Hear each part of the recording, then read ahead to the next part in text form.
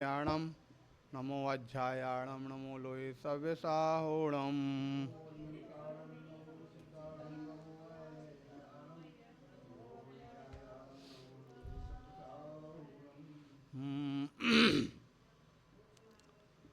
मोक्ष मार्गस्य नेतारम वेत्तारम कर्म भूभृताम ज्ञातारम विश्वतत्त्वानां वंदे तद्गुणलब्धे। नमो अरिहंताणम नमो सिद्धाणम नमो आर्याणम नमो अध्यायाणम नमो लोये सव्यसाहुणम।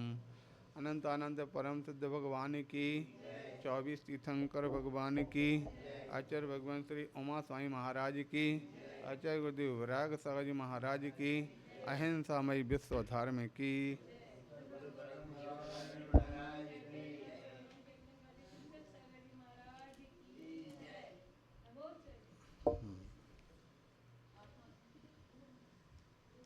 इस प्रकार से ग्रंथराज तत्वार्थ सूत्र का पढ़ते हुए नौवें अध्याय में आचार्य भगवान संवर और निर्जरा तत्व का व्याख्यान कर रहे हैं। संवर का अर्थ सभी जानते हैं, जो आते हुए कर्मों को रोकने का नाम संवर है, और लगे हुए कर्मों का एक देश निर्जीर्ण होना, झड़ना, इसका नाम निर्जरा है। इस प्रकार से संवर और निर्जरा करके ही जीव अपने कर्मों का क्षय होकर के और मोक्ष मार्ग का राही बनता है। इसलिए हमें अपने जीवन में संवर के हेतुओं को जानना और उस रूप अपना आचरण करना, संवर के हेतुओं को जान करके संवर करने का प्रयत्न करना, और साथ ही साथ कर्म की निर्जरा करने का प्रयत्न करना। इस प्रकार से यहाँ पर कथन किया जा रहा। संवर के हेतु कौन कौन से हैं, इनको अच्छी तरह से आप पहले पढ़ चुके हैं। कौन कौन से? संवर के हेतुओं में गुप्ति, समिति, धर्म, अनुप्रेक्षा, परिसजय और चारित्र, इनका व्याख्यान अभी सब अपन सुन चुके हैं। आज के पश्चात आगे निर्जरा के हेतु कौन से हैं? तपसा निर्जरा, इसको तप कितने प्रकार का होता, जहाँ कल तप के हेतुओं को पढ़ा था। बाह्य तप के 6 भेद और अभ्यंतर तप के भी 6 भेद हैं। उन 6 तप के भेदों को जान करके तप से हमारे लिए जीवन में कर्मों का क्षय किया जाता है, कर्मों की निर्जरा की जाती है, और कर्मों की क्षय और निर्जरा करने के लिए हमें अपने मार्ग का प्रशस्त करना है। इस प्रकार से कल यहाँ पर हो चुका था। तो बाह्य तप कितने कौन कौन से थे? अनशन, अवमोदर्य, वृत्ति परिसंख्यान, रस परित्याग, विभक्त शयसन और काय क्लेश, ये बाह्य तप हैं। इन बाह्य तपों के कोई भेद नहीं बताए। लेकिन अभ्यंतर तप कौन से हैं? अभ्यंतर तप में प्रायश्चित, विनय, वैयावृत्ति, स्वाध्याय, व्युत्सर्ग और ध्यान, इन सब तत्व जो है भेद हैं। इनके भी भेद होते, 6 भेदों के भी भेद बताए जा रहे हैं। और 6 भेदों के भेद कौन कौन से हैं, किस प्रकार से हैं, उन भेदों का व्याख्यान करते हुए आगे आचार्य महाराज सूत्र नंबर 21 में बताते हैं। विविक्त सैया। विविक्त सैया का तात्पर्य होता है यानी जैसी हो उसको वैसे ही स्वीकार करना, उसमें भेद इत्यादि नहीं करना। इसका नाम क्या है? विविक्त सैया। अर्थात स्वाध्याय, ध्यान आदि की सिद्धि के लिए एकांत तथा पवित्र स्थान में सोना बैठना, ये विविक्त सैयासन होता है ने। ये वैसे इसमें तो इस दूसरी परिभाषा बता दिया, स्वाध्याय ध्यान की सिद्धि के लिए एकांत स्थान, इसका नाम विविक्त सैया है। लेकिन वैसे वास्तविकता में विविक्त सैया का मतलब तो होता है सैया यानी बैठने के लिए स्थान जो है अच्छा हो, तो उसमें प्रसन्न नहीं होना, और बुरा है तो उसमें खेद खिन्न नहीं होना। जैसी हो उसको साम्य भाव से, शांत भाव से, जैसा हो उसमें ही और बैठ करके अपना अध्ययन इत्यादि करने लग जाना।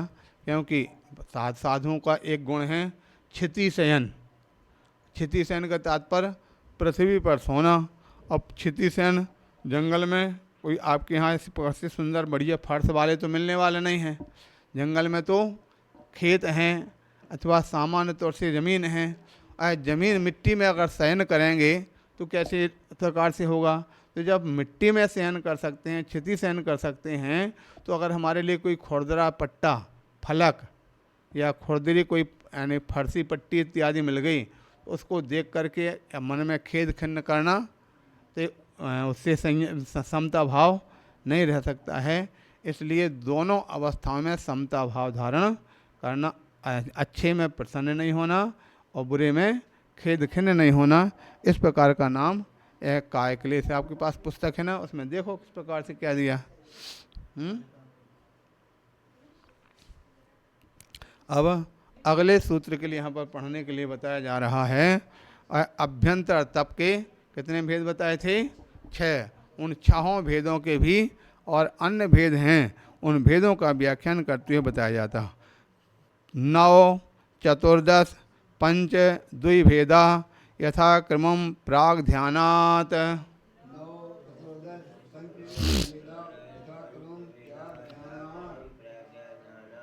इस प्रकार से फिर से एक बार और पढ़ते हैं। 9 14 पंच द्विभेदा यथा क्रमम प्राग ध्यानात्।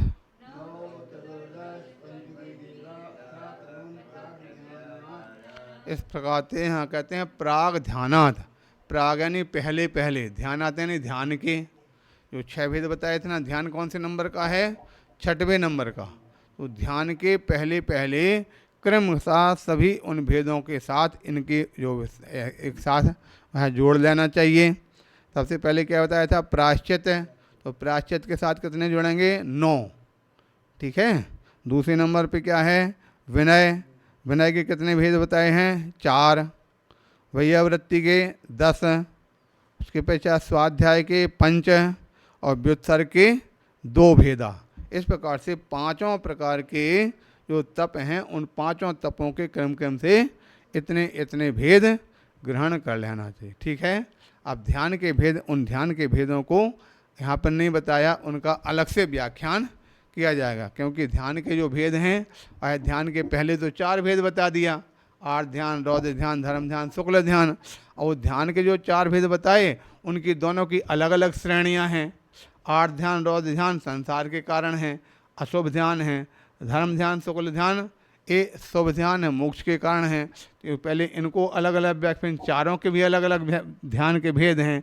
इसलिए ध्यान के प्रकरण को इस सबके जो संख्या से अलग कर दिया, उसका अलग से ध्यान का व्याख्यान किया जाएगा। ठीक है। कोई ये मत समझे कि ध्यान का क्यों नहीं किया, ध्यान के भेद क्यों नहीं गिनाए, ध्यान के भेद नहीं होते क्या? बोले हाँ, ध्यान के भेद होते तो हैं, लेकिन ध्यान के भेदों में कैसे क्या प्रकार से क्या करना है, इसलिए ध्यान के भेदों को हमारे लिए समझना है।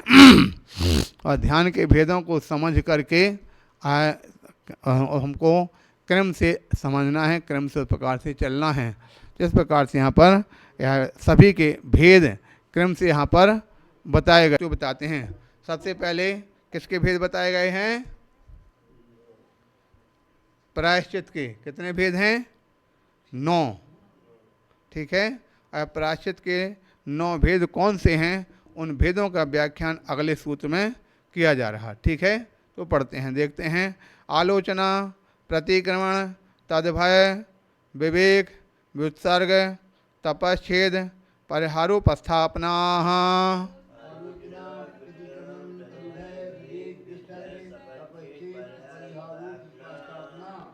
बन जाएगा। एक बार फिर से पढ़ते हैं। आलोचना, प्रतिक्रमण, तद्भय, विवेक, व्युत्सर्ग, तपश्छेद, परिहारोपस्थापना।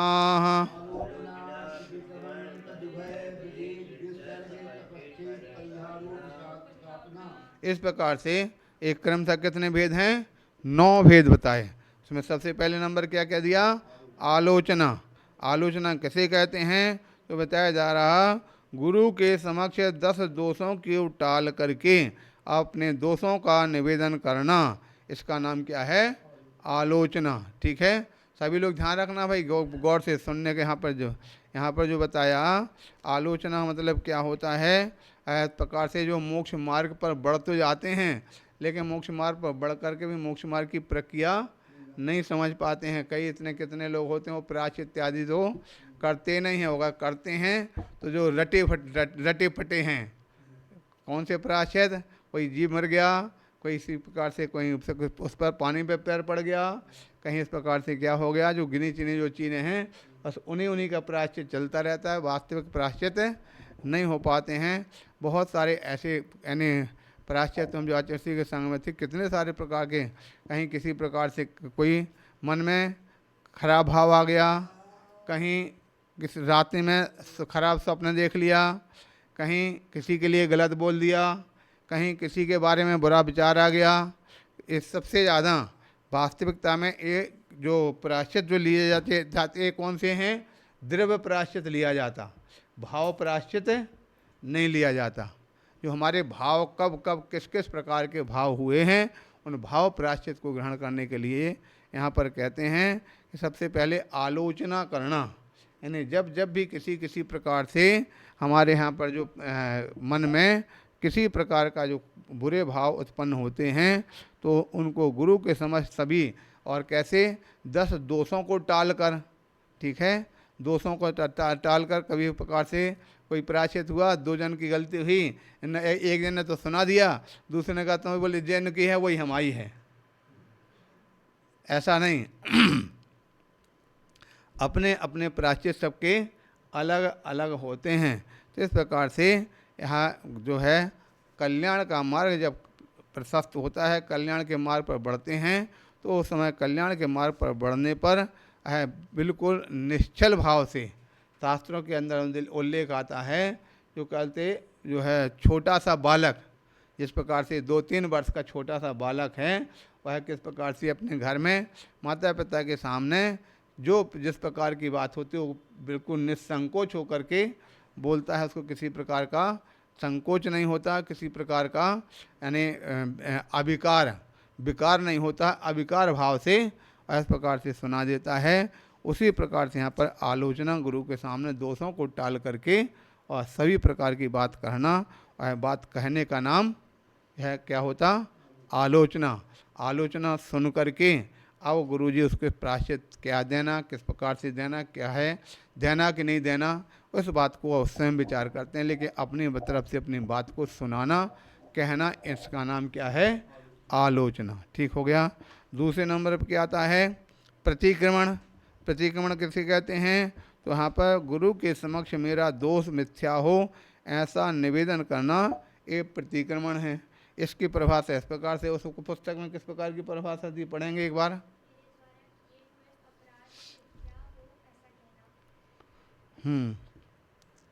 इस प्रकार से है मिथ्या, आप जो दोष लग इस प्रकार से, इसीलिए आपको देखते हैं जब प्रतिक्रमण करते ना तो बार बार पहले अपनी सारी चीज़ों को गिनते हैं, अंत में मिलते मेरा दुष्कृत मिथ्या हो, इस प्रकार की बात करना, इस प्रकार से कहना, इसका नाम क्या है? प्रतिक्रमण। अथवा दूसरा बोलते हैं जाने अनजाने कोई दोष हुए हों वो सब मिथ्या हों, इस प्रकार की भावना करना, ये प्रतिक्रमण है। तीसरे नंबर पे तदुभय। तदुभय का मतलब क्या होता? तद उभय। तद यानी जो दोनों बताए हैं ना, तद उभय, तद संधि करें क्या? तद उभय, जो 2 चीज़ें बताई हैं इन दोनों को मिलाकर के बात करना, ये क्या हो गया?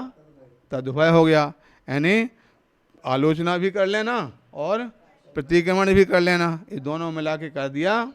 हाँ, आलोचना और प्रतिक्रमण करने का नाम तदुभय। ठीक है, 3 हुआ। चौथे नंबर पे आता है विवेक।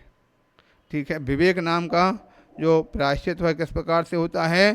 तो संसक्त हुए अन्नपान और उपकरण आदि का विभाग करना, अथवा जिन वस्तुओं से कषाय उत्पन्न हो उन सब वस्तुओं का त्याग कर देना, इसका नाम विवेक नाम का प्रायश्चित है। इस प्रकार से 2 बातें बताई इसके अंदर, विवेक का मतलब क्या है? वैसे तो सामान्य तौर से बुद्धि होता, ज्ञान होता, समझदारी होता। और विवेक किस प्रकार से यहाँ पे विवेक प्रायश्चित कहा गया? तो कहते हैं कि संसक्त हुए जो पदार्थ उपकरण हैं, संसक्त आपस में एक दूसरे का मिल जाने का नाम क्या होता? संसक्त हैं। तो आपस में जो मिले हुए उपकरण इत्यादि हैं उनको अलग अलग करना, ठीक है। जो भोजन पान इत्यादि है वहाँ उसको अलग अलग करना, उपकरण इत्यादि हैं उनको अलग अलग करना, इसका नाम पहले संसक्त है अथवा विवेक है। दूसरा हम बताते हैं जिन वस्तुओं से कसाएं उत्पन्न हो रही हों, ठीक है, जिन वस्तुओं से कसाय उत्पन्न हो रही हो वह उन वस्तुओं को त्याग कर देना, इसका नाम क्या है?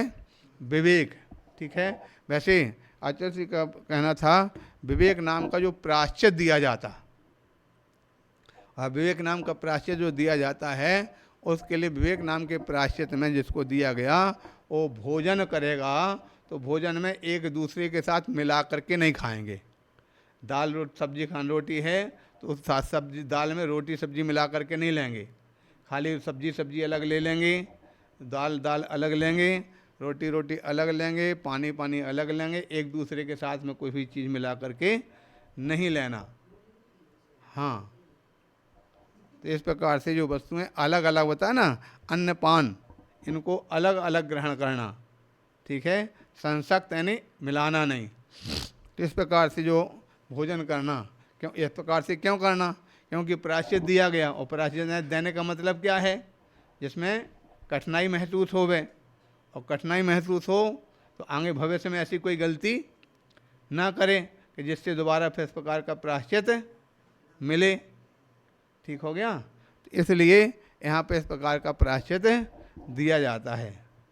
और सबसे ज़्यादा व्यक्ति के लिए अगर समस्याएं उत्पन्न होती हैं तो सब काम तो कर लेंगे, लेकिन दिक्कत सबसे ज़्यादा खाने में। सामयिक के लिए समय खड़े होना, ठीक है, खड़े होकर सामयिक कर लेंगे, 1 घंटे की समय करना है ये कर लेंगे, इस प्रकार से मौन लेना है तो मौन ले लेंगे। लेकिन सबसे ज़्यादा समस्या भोजन में इस प्रकार से होती है। तो भोजन की ये व्यवस्थाओं को यहाँ पर बता दिया विवेक नाम के प्रायश्चित में कि उनको विविक्त अर्थात अलग अलग करके ही ग्रहण करना, ठीक हो गया। आगे आ रहा व्युत्सर्ग। व्युत्सर्ग जानते ही हैं। व्युत्सर्ग का दूसरा शब्द क्या बताया था? कायोत्सर्ग। कायोत्सर्ग को संधि करेंगे तो क्या बन जाता है? काय यानी शरीर, और उत्सर्ग यानी ममत्व भाव छोड़ना। शरीर इत्यादि के प्रति ममत्व भाव छोड़ने का नाम कायोत्सर्ग होता है।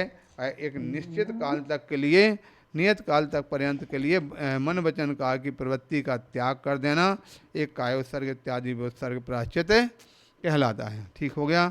आगे आता है तप। तप तो जानते ही हैं, तप का तो कथन ही चल रहा। तो इसमें 12 प्रकार का तप है। उन तपों को विभिन्न प्रकार से कर्म निर्जरा के लिए जो तपा जाता है वो तप है। उसके पश्चात आता है छेद। छेद का मतलब फिर पुनः कल वही छेद की बात आई थी। छेद का तात्पर्य तो वास्तविकता में छेदन करना है, लेकिन यहाँ पर छेदन है किसी वस्तु में छेदन नहीं, जो संयम जो ले रखा है, संयम की मर्यादा, संयम के समय का छेदन कर देना, ठीक है। किसी ने संयम 10 साल पहले लिया था, 10 साल पहले लिए गए संयम वाले के लिए अगर उसने गलती किया तो उसको 5 साल का कम कर दिया, 8 साल का कमा तो 2 साल का बना, या पूरा ही कम कर दिया, ठीक है। 10 साल की संयम वाले को कह दिया आज से तुम्हारी दीक्षा 5 साल की मानी जाएगी, 5 साल का समाप्त कर देना, इसका नाम क्या है? छेद, ठीक है। आगे आता है परिहार, ठीक है। परिहार का मतलब क्या होता? छोड़ना। तो इस प्रकार से दिन, माह, वर्ष आदि नियत काल तक संग से पृथक कर देने का नाम परिहार है, ठीक है। परिहार यानी संग से अलग करना, संग में नहीं रखना, उसका नाम क्या है? परिहार है। और परिहार 2 प्रकार का होता, एक संघ परिहार, एक गण परिहार। संघ परिहार का मतलब अपने पूर्व संघ से ही बाहर हटा देना, और दूसरा गण परिहार का मतलब एक संघ में न रख करके किसी दूसरे संघ में रख दिया, छोटे अपने संघ के 4 संघ हैं, अपने में रख कर किसी दूसरे के साथ भेज देना। इस प्रकार से क्या हुआ, एक संघ परिहार और दूसरा गण परिहार। गण का तात्पर्य छोटा संघ है।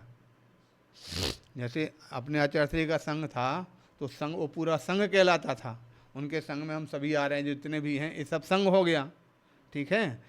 किंतु उनके संघ से संबंधित हमारा संघ क्या कहलाएगा, एक गण हो गया। तो अपने संघ में न रख करके हमारे साथ भेज दिया तो संघ परिहार होगा। संघ में नहीं रखा, गण में भेज दिया तो संघ परिहार हो गया, ठीक है। और जब गण में भी कई प्रकार से नहीं रुक तो गण से भी अलग कर दिया, चाहो हटाओ संघ से अलग रहो या जहाँ तुमको जाना हो, तो क्या कहलाया, गण परिहार, ठीक है। इस प्रकार से एक हम, लेकिन हमको लगता आज के ज़माने में तो कुछ उल्टा काम हो गया। पहले संघ से निकाले जाने पर व्यक्ति खेद खिन्न होते थे, दुखी होते थे, यार हमारे लिए संघ से बाहर निकाल दिया गया।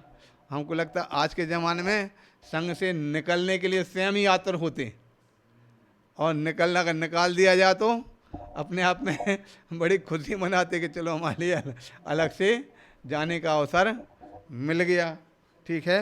तो हमको लगता है क्यों उस स्वतंत्र नहीं होते, ये स्वच्छंद होते हैं। हमने भी कुछ दिन पहले बोला था, स्वतंत्र और स्वच्छंद में बहुत बड़ा अंतर है। स्वतंत्र मतलब जो अपने नियमों के अंतर्गत रह करके अपनी क्रियाओं को, अपने कर्तव्यों का पालन करता है, वो होता है स्वतंत्र, ठीक है। नियमों का पालन करते हुए अपने संघ में रह करके सभी प्रकार की जो क्रियाएं करना हैं वो क्या कहलाएगा, स्वतंत्र। और जो अपने संघ से हट करके अपनी मनमानी करते हैं, अपने कुछ भी जो क्रियाएं करना सो करना, नहीं करना सो नहीं करना, इस प्रकार से जो होता है वो स्वच्छंद होता है। जो स्वतंत्र होता है वह स्वतंत्र अपने जो है लक्ष्य की ओर बढ़ता है, और स्वच्छंद का लक्ष्य छूट जाता है, समाप्त हो जाता, ठीक है। हम उदाहरण देते हैं, जिस प्रकार से नदी अपने उद्गम स्थान से बहते हुए दोनों किनारों के बीच में बहती चली जाती है, जहाँ जहाँ जितनी दूर तक बहती चली जाएगी उतने उतने स्थान तक लोगों की प्यास बुझाती है, लोगों के लिए शीतलता प्रदान करती है, खेतों के लिए पानी देती है, सब कुछ उस नदी के पानी से कितने सारे जीव उससे अपना जीवन आजीविका चलाते हैं, ग्रहण करते हैं। ये क्या हुआ, नदी स्वतंत्र बहती है, दोनों किनारों के बीच में जब तक जा रही वो स्वतंत्र होती है। किंतु जब नदी में कहीं बाढ़ आ जाती है और किनारे तोड़ करके बाहर उफन जाती है तो क्या कहलाती है, वो स्वच्छंद हो जाती है। और किनारे तोड़ करके जब स्वच्छंद होती है तो उसके पश्चात वो जन धन सभी की हानि करती है। बाढ़ आने में कितने सारे मनुष्य बह जाते हैं, कितने पशु बह जाते हैं, कितने खेत बह जाते हैं। और जो स्वतंत्र होने वाला नदी का स्वच्छ जल रहता है वो पीने और सब काम में आता है, लेकिन जो स्वच्छंद बहने वाला पानी है वो ना पीने के काम में आएगा, यहाँ तक कि उसको हाथ में लेने में भी गंदगी महसूस करते हैं। तो इस प्रकार से स्वतंत्र जो होता है और स्वतंत्र हर स्थान पर ग्राह्य होता है, लक्ष्य की ओर बढ़ता चला जाता है। किंतु स्वच्छंद जो होता है वो लक्ष्य की ओर भी नहीं बढ़ पाता है, वहीं पर उसका वह विनाश हो जाता है। इस प्रकार से यहाँ पर ये जो स्वतंत्र और स्वच्छंद का लक्षण समझ में आया होगा। तो स्वच्छंद होने वाला सारी दुनिया उनके अंदर वैसे वास्तविकता में स्वच्छंद रहने की ज़्यादा लोगों की भावना रहती, स्वच्छंद होकर के जो मन में आए सो हम करें, स्वच्छंद रहना चाहते हैं, लेकिन स्वच्छंद रहने पर कभी भी उत्थान और कल्याण नहीं हो पाता है। इस प्रकार से जानना चाहिए। समझ में आ गया क्या, परिहार कितने प्रकार का, कौन कौन से, संघ परिहार और गण परिहार। इस प्रकार से अंत में आता है उपस्थापना। उपस्थापना मतलब होता है महाव्रतों का मूलाच्छेद करके पुनः दीक्षा देने का नाम उपस्थापना। हमने कल परसों बताया था कि किसी जो साधक की द्वारा कोई गलती हो जाने पर उसके कहते हैं फिर से पुनः दीक्षा दे देना, अथवा दीक्षा नहीं देना तो तो उसको उसी दिन का जो है दीक्षित मान लेना, अब तक की पूरी जो साधना उसको समाप्त कर देना। इसका नाम क्या है? उपस्थापना नाम का प्रायश्चित होता है। इस प्रकार से प्रायश्चितों को जानना चाहिए। समझ में आ गया? अब आगे इस प्रकार से पहले नंबर का कौन सा भेद था? प्रायश्चित। प्रायश्चित के कितने भेद बताए थे? 9। अब दूसरे नंबर पर कौन आता है? विनय। ठीक है। अब विनय के कितने भेद होते हैं? तो विनय के 4 भेद गिनाए गए थे। वो 4 भेद कौन से हैं उसका व्याख्यान करते हुए अगले सूत्र में बताते हैं। ज्ञान दर्शन चारित्रोपचाराः, ज्ञान दर्शन चारित्रोपचाराः। इस प्रकार से ज्ञान दर्शन चारित्र और उपचार, इन सब के साथ में क्या? विनय जुड़ जाएगा। ठीक है। यानी ज्ञान विनय, दर्शन विनय, चारित्र विनय और उपचार विनय, इस प्रकार से 4 प्रकार की विनय जानना चाहिए। सबसे पहले ज्ञान विनय का मतलब बता दिया। बहुत आदर के साथ मोक्ष के लिए ज्ञान का ग्रहण करना अथवा ज्ञान का अभ्यास करना, ठीक है, स्मरण करना, ये सभी क्या है? ज्ञान विनय। ज्ञान को प्राप्त करने का निरंतर मन में भाव जगाना, ज्ञान को प्राप्त करने का निरंतर अभ्यास करना, इसका नाम क्या है? ज्ञान विनय। दूसरा ये भी कह सकते हैं ज्ञान के उपकरण, ठीक है, और ज्ञानवान जो है उनका सम्मान करना, ये भी ज्ञान की विनय है। ज्ञान के उपकरण में चाहे वह पुस्तक हो, चौकी हो, पेन हो, कापी हो, ये सबको सम्मान पूर्वक उठाना रखना, ये सब क्या है? ज्ञान विनय। दूसरे नंबर पे दर्शन विनय। दर्शन विनय का मतलब है शंका कांक्षादि दोषों से रहित तत्वार्थ श्रद्धान करना, इसका नाम क्या है? दर्शन विनय। इसमें भी पुनः वही परिभाषा आ जाएगी, दर्शन के धारी, ठीक है, सम्यक दर्शन के धारी। और सम्यक दर्शन के जो हेतु जो भी हैं, सम्यक दर्शन के हेतु कौन से? सम्यक दर्शन के मतलब आयतन, देवशास्त्र गुरु, उनकी यथायोग विनय करना, ये क्या हुआ? दर्शन विनय कहलाएगी। ठीक है। जैसा कि सभी ने सुन रखा है, दर्शन के विनय में कौन प्रसिद्ध हुआ? चांडाल। ठीक है। चांडाल, चांडाल अहिंसा व्रत में प्रसिद्ध माना जाता ना। हाँ, चतुर्दशी का नियम ले रखा कि भाई गुरु महाराज ने कहा कि चतुर्दशी के दिन हिंसा नहीं करना। श्रद्धान में भी बोलते हैं उसको, और अहिंसा व्रत में भी बोलते हैं। वह चतुर्दशी के दिन को हिंसा नहीं करना। उसने श्रद्धान जगाया कि हमारे गुरु ने इस प्रकार से, या जो जंगल में जो गुरु महाराज मिले थे उनसे हमने नियम लिया था, तो कुछ भी हो जाए हम अपना इस संकल्प को नहीं तोड़ेंगे। उस व्यक्ति का उनके प्रति श्रद्धान था, इसलिए उसने अपने संकल्प को नहीं तोड़ा। तो इसलिए वो सौधर में इंद्र भी आकर के वहाँ पर उनकी भक्ति करने के लिए उपस्थित हुआ था। इस प्रकार से दर्शन विनय। तीसरे नंबर पे कौन सा है? चारित्र विनय। चारित्र विनय का मतलब क्या होता है? जो सम्यक चारित्र है, ऐसे सम्यक चारित्र में, सम्यक दृष्टि के चारित्र में चित्त लगाना। जो चारित्र का गुण है, चारित्र कितने प्रकार का कहा गया? 13 प्रकार का। ठीक है। 5 महाव्रत, 5 समिति, 3 गुप्ती, 13 प्रकार का जो चारित्र बताया है, 13 प्रकार के चारित्र को धारण करने का भाव बनाना, धारण कर लेना, या जो चारित्र के धारी हैं उनकी यथायोग अपने द्वारा मैंने विनय करना, प्रशंसा करना। ठीक है। कभी कभी विनय तो नहीं, विनय भी कर देते हैं लेकिन प्रशंसा नहीं कर पाते, और कहीं कोई विनय भी कर लेंगे लेकिन फिर भी उनके बारे हाँ हाँ अरे करते हैं, सब करते हैं। इस प्रकार से क्या होता? कोई अच्छाई बताए तो उसको सुहाती नहीं है। ये क्या हुआ? अविनय हुई। ठीक है। अगर विनय की जो चारित्र बान की कोई अच्छी बात कही जाती तो उसको उत्सुकता पूर्वक सुनना और उसको ग्रहण करना। इस प्रकार से ये भी चारित्र की विनय कही जाती है। इस प्रकार से जानना चाहिए। अंत में आता है उपचार विनय। उपचार विनय का मतलब क्या होता है? जो अपने से बड़े यथायोग्य सभी के जिसका जिस प्रकार का पद है उस पद के अनुसार गुरु के आने पर उठ करके खड़े हो जाना। गुरु अगर पिच्छी लेकर के कहीं भक्ति करते हैं तो पिच्छी लेकर के स्वयं सबके उनके साथ पिच्छी लेकर ग्रहण करना। जयकारा लगाते तो उनके साथ जयकारा बोलना इत्यादि। अथवा जहाँ जहाँ किसी प्रकार से बैठते हैं तो बैठने में ध्यान रखना कहीं हमारा ऊंचे नीचे का स्थान तो नहीं हो रहा। जो जो भी प्रक्रियाएं हमारे द्वारा हो सकती हैं तो गुरु की भक्ति में इस प्रकार से करना, ये क्या हुआ? उपचार बना। ये दूसरी ओर गुरु के अलावा जो अपने गुरु भाई हैं, गुरु भाइयों में कौन बड़े हैं कौन छोटे हैं, उनकी जितना संभव हो ऐसा संभव आगे पीछे चलना, साइड में चलना, उनके आने पर उनकी स्थान दे देना, साथ में बैठने के लिए उनके आग्रह कर लेना कि अपने बैठे हैं आप हमारे पास यहाँ पर बैठ जाइए। इस प्रकार से ये जो उनके प्रति अपना स्नेह भाव प्रेम भाव जो दर्शाया जाता है इसका नाम क्या है?